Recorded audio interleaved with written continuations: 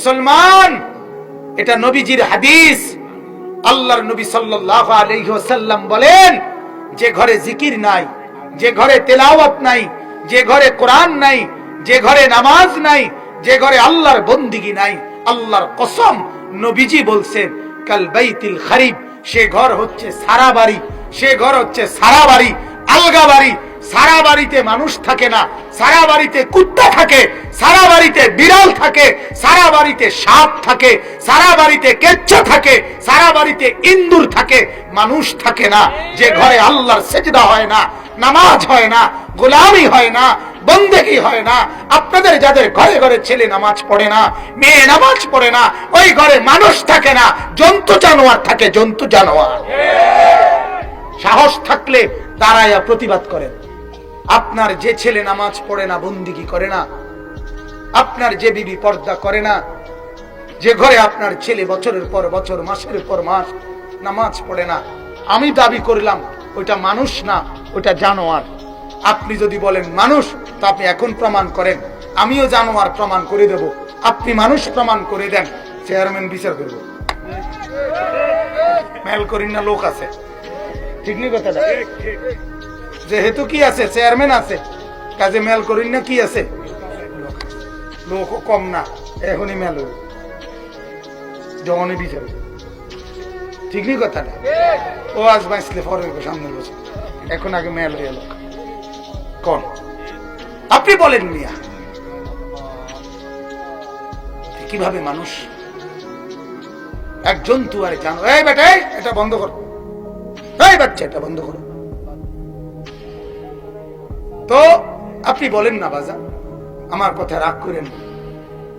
আমি আপনাদেরকে ভাবনা জাগাইতে আসছি, আপনাদের বিবেক জাগাইতে আসছি।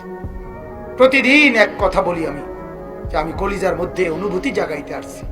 শুধু বক্তা, শুধু ওয়াইজ হিসাবে আল্লাহর কসম আমার আশা না। বক্তা হয়ে কি হবে, ওয়াইজ হয়ে কি হবে? আমি এক ফেরিওয়ালা, যে আখিরাতের কথা মনে করাইতে আসছি, কবরের কথা মনে করাইতে আসছি। মিয়া ভুলে গেছেন মুসলমান? ইয়ালামুনা যাহিরাম মিনাল হায়াতিদ দুনিয়া ওয়া হুম আনিল আখিরাতি হুম গাফিলুন।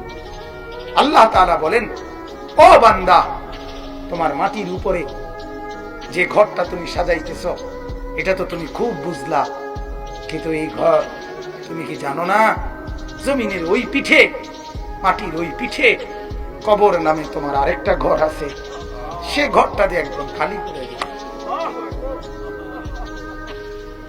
ইয়ালামুনা যাহিরাম মিনাল হায়াতিদ দুনিয়া